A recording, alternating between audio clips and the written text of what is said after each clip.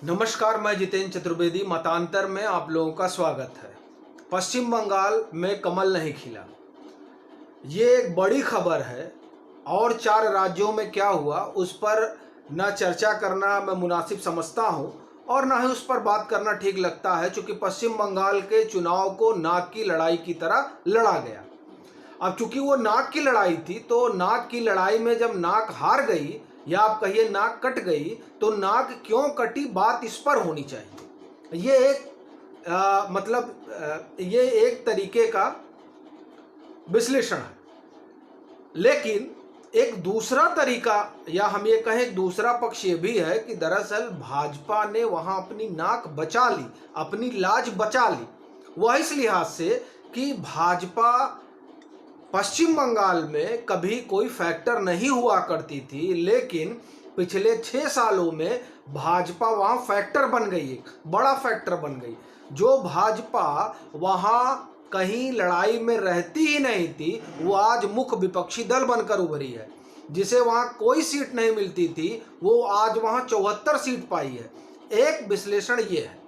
लेकिन जिस तरह से चुनाव लड़ा गया और जिस तरह से उसे आप ये समझिए या ये कहिए कि उसे एक नाक की लड़ाई बनाई गई, उस लिहाज से क्या ये माना जाना चाहिए कि 74 सीट पाना ही भाजपा की अपनी ये कहा जाए कि एक अपनी कोशिश थी। तो जब आप ये सवाल उठाते हैं तो फिर एक सवाल और भी उठता है कि दरअसल अमित शाह के चुनाव लड़ने का ये तरीका है, यही पैटर्न है। अगर आप देखिए, हैदराबाद का जो नगर निगम का चुनाव हुआ था, उसे भी अमित शाह ने उसी तरह लड़ा था जैसे मानो कि वो आम चुनाव लड़ रहे हो। वो खुद रोड शो किया उन्होंने, तमाम मुख्यमंत्री उतारे गए वहाँ, खुद भाजपा अध्यक्ष वहां पर थे। मतलब ये कहा जाए कि उस नगर निगम के चुनाव में हैदराबाद के अमित शाह ने पूरी भाजपा को उतार दिया था। ये तो एक चीज तो ये समझ में आता है कि दरअसल ये तरीका है उनके कामकाज का, वो इसी तरह से चुनाव लड़ते हैं। उस लिहाज से देखा जाए तो पश्चिम बंगाल को भी उन्होंने उसी तरह लड़ा कि पश्चिम बंगाल में पूरी ताकत झोंक दी कि हमें पश्चिम बंगाल चुनाव लड़ना है। लेकिन बात तब आप ये कहिए कि बात तब ये और उठती है कि दरअसल उन्होंने टारगेट सेट किया 200। उस पर कई भाजपा के लोगों से जो मेरी निजी तौर पर बातचीत हुई, तो उनका ये कहना था कि दरअसल जब चुनाव लड़ा जाता है तो हमेशा जो लक्ष्य है वो बड़ा रखा जाता है, तभी हम वहां तक पहुंच पाते हैं। ठीक है, एक तरीका हो सकता है और ये अमित शाह के चुनाव लड़ने का एक स्वभाव भी है। लेकिन जो विश्लेषक हैं वो ये मानते हैं और ये कह रहे हैं कि दरअसल कुछ गलतियां भाजपा से हुई हैं, जिसके कारण भाजपा को वहां जीता हुआ चुनाव मतलब हार गई है। लोग ये मानते हैं कि भाजपा वहां चुनाव जीत रही थी, जो विश्लेषक हैं। हालांकि जो लोग पश्चिम बंगाल में बैठे हैं वो ये नहीं मानने को तैयार हैं कि भाजपा चुनाव जीत रही थी। लेकिन जो बाहर हैं लोग वो ये मान रहे हैं कि भाजपा चुनाव जीत रही थी। गलती उससे क्या हुई, उस पर विश्लेषकों का मानना है कि पहला तो मातुआ को लेकर भाजपा बड़ी फोकस थी, और जो परिणाम आए हैं, जो लोग लिख रहे हैं वो बता रहे हैं कि जो मातुआ डोमिनेटेड कॉन्स्टिट्यूएंसी है वहां टीएमसी जीती है। इसका मतलब मातुआ का हम ये नहीं कहेंगे कि पूरा, लेकिन एक वर्ग जो है, एक बड़ा वर्ग जो है वो भाजपा के साथ नहीं गया। उसका बड़ा कारण सीए रहा। सीए में ये था कि मातुआ को नागरिकता मिलनी थी। मातुआ वोटर हैं लेकिन नागरिक नहीं है, ये बड़ा कॉन्ट्रडिक्शन है। तो उनको नागरिकता मिलनी थी और इसीलिए सीए लाया गया था। और इसी वादे के साथ 2019 के आम चुनाव में मातुआ समुदाय ने भाजपा का हाथ थामा था। लेकिन जब उन्होंने देखा कि आनाकानी हो रही है तो शायद वो बिदक गए, नाराज हो गए और उन्होंने टीएमसी का ही हाथ पकड़ना जायज माना। या हो सकता है कि उनको लगा हो कि लोकसभा में हम इनके साथ गए थे और राज्य के चुनाव में, विधानसभा के चुनाव में हमको टीएमसी के साथ ही होना चाहिए। वजह जो भी रही हो, लेकिन एक कारण सीए को देखा जा रहा है सीए के रूप में। दूसरा, एक सर्वे हुआ था बिहार चुनाव के दौरान पश्चिम बंगाल को जानने समझने का। उस सर्वे की माने तो एंटी इनकम्बेंसी थी, लेकिन भाजपा के सामने दिक्कत ये थी कि भाजपा के पास कॉन्स्टिट्यूएंसी में नेता नहीं थे, और यही समस्या राज्य स्तर पर भी थी। कॉन्स्टिट्यूएंसी में भी नेता नहीं थे और राज्य स्तर पर कोई मुख्यमंत्री चेहरा नहीं था। भाजपा और जगह जहां भी चुनाव लड़ती रही है वो इसी पैटर्न पर लड़ी है, लेकिन पश्चिम बंगाल की स्थिति थोड़ा अलग थी, और है ये इस हार से समझ में आता है। वह यह कि पश्चिम बंगाल के जो लोग हैं वो अपनी आइडेंटिटी और कल्चर को लेकर बड़े पॉजिटिव हैं। जब उन्होंने देखा कि दरअसल ये लोग जो बात कर रहे हैं वो ना यहाँ के कल्चर को समझते हैं और ना यहाँ की आइडेंटिटी को समझते हैं, क्योंकि जिस तरह से ममता बनर्जी पर हमला हुआ उसे पश्चिम बंगाल के लोगों ने अन्यथा लिया, यह विश्लेषकों का एक धड़ा मानता है। और ये अगर वहाँ पर कोई वहाँ का लोकल चेहरा जिसको इन लोगों ने तैयार किया होता और बताया होता कि ये हमारा मुख्यमंत्री चेहरा होगा या ये मुख्यमंत्री होंगे, तो एक जो ये स्थिति बनी थी वो स्थिति पैदा नहीं होती। स्थिति ये कि आइडेंटिटी वाला मसला और ममता बनर्जी पर जो हमला वाला मसला था, जिसको इन लोगों ने निजी तौर पर लिया और ये मानते हुए कि दरअसल कोई चेहरा तो इनके पास है नहीं और ये किसी न किसी को या ऐसे वैसे को ला के बना देंगे, और उससे बेहतर है कि हम ममता दीदी के साथ ही जाएं। वहाँ की जनता ने ये सोचा होगा, ऐसा विश्लेषकों का मानना है।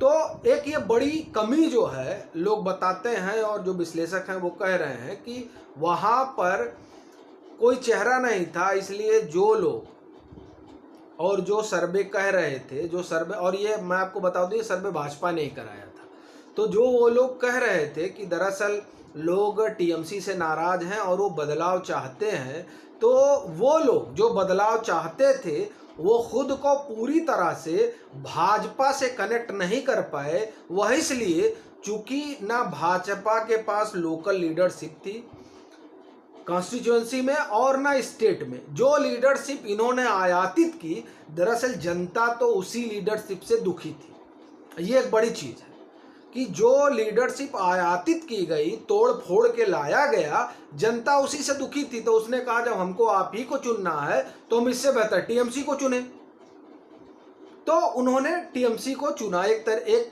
कारण ये भी है। दूसरा, जब लोग बाहर से आए तो एक तो पहले से ही वहां पर कोई आपका बहुत मजबूत सांगठनिक ढांचा नहीं था पश्चिम बंगाल में। ऊपर से जब बाहर से लोग आए तो जो कुछ भी आपके पास ढांचा था उस ढांचे के लोग नाराज हुए और वो आपसे बिदके, ये विश्लेषकों का एक मानना है। दूसरी चीज, जो हिंदुत्व वाला खेल वहां पर खेला गया और ये माना गया कि ये सफल होगा, वो वहां की जनता ने, जो वहां की बहुसंख्यक जनता है, उसने तो उसको नहीं माना।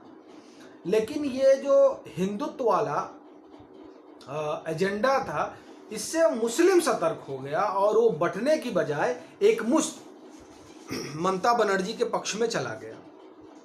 हालांकि उसका एक वजह यह भी बताई जा रही है कि दरअसल वाम ने और कांग्रेस ने अंदर खाने टीएमसी को मदद की, लेकिन ये तब माना जाता और इससे मैं कम से कम तब सहमत हो पाता जब टीएमसी का वोट परसेंटेज में 10 से 12% का उछाल आता। लेकिन जो टीएमसी का वोट परसेंटेज है, वोट परसेंटेज जो पिछले चुनाव में था उससे 2 से 3% बढ़ा है। उसके पीछे, उसके बजाय अगर भाजपा का वोट परसेंटेज देखा जाए तो उसमें ड्रास्टिक चेंज आया है।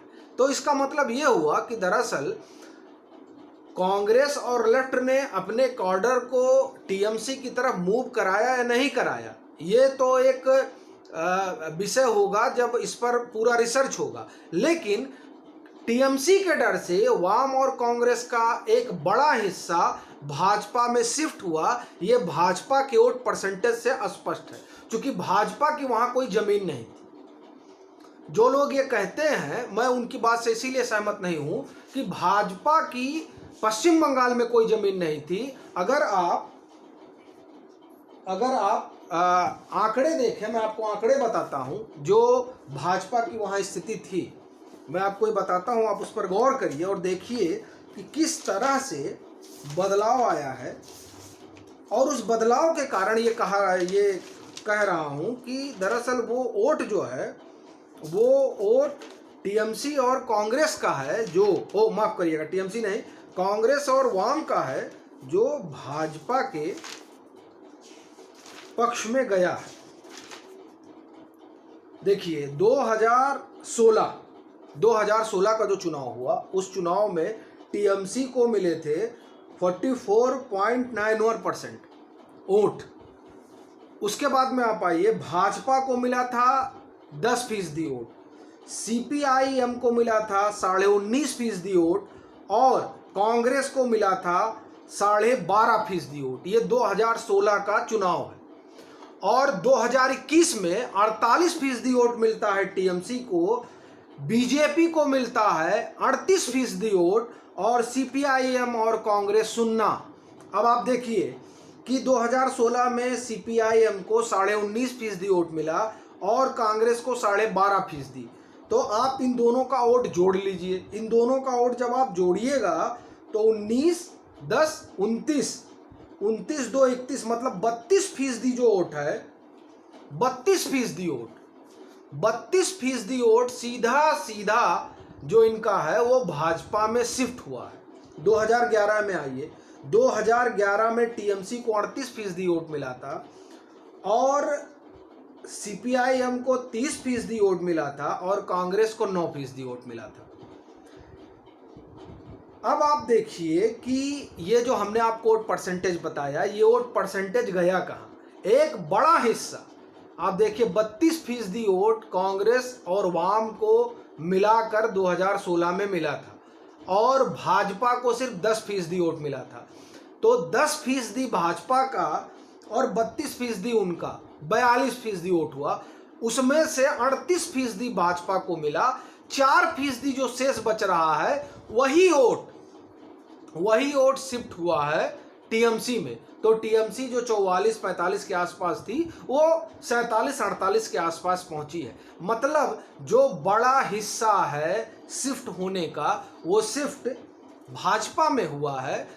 जो वाम और कांग्रेस के वोटर हैं वो बड़ी संख्या में भाजपा में शिफ्ट हुए हैं। यही बात 2019 के लोकसभा चुनाव में भी हुई थी और यही बात 2021 के विधानसभा चुनाव में भी हुई है। तो दरअसल शिफ्टमेंट ये है। तो हारने का जो कारण हुआ वो जो एग्रेसिव हिंदुत्व वाला मसला था उससे विभाजन नहीं हुआ। दूसरा, गोरखा मुक्ति मोर्चा वालों की अपनी एक नाराजगी थी। जो उत्तर में तकरीबन 50 सीटें हैं, 11 से 12 सीटों को इन्फ्लुएंस करते हैं, बाकी और सीटें उनके प्रभाव क्षेत्र में आती हैं। तो तकरीबन 55 सीटें हैं उत्तर में। यहाँ पर जो 40 से 45 सीटें हैं जिन पर जो डोमिनेट करती हैं मातुआ, वहाँ पर अब ये माना जा रहा है, जिस डोमिनेटेड एरिया में जब टीएमसी जीती है तो माना जा रहा है कि उनमें भी कुछ नाराजगी थी। महिलाओं से भाजपा कनेक्ट नहीं हो पाई और जो सबसे बड़ी चीज़ थी वो ये कि ममता बनर्जी पर हमला भाजपा को भारी पड़ा। ये भाजपा माने या ना माने, चूंकि उन पर जो भी कहा गया वो दरअसल बंगाली कल्चर और बंगाली आइडेंटिटी से जोड़कर देखा गया।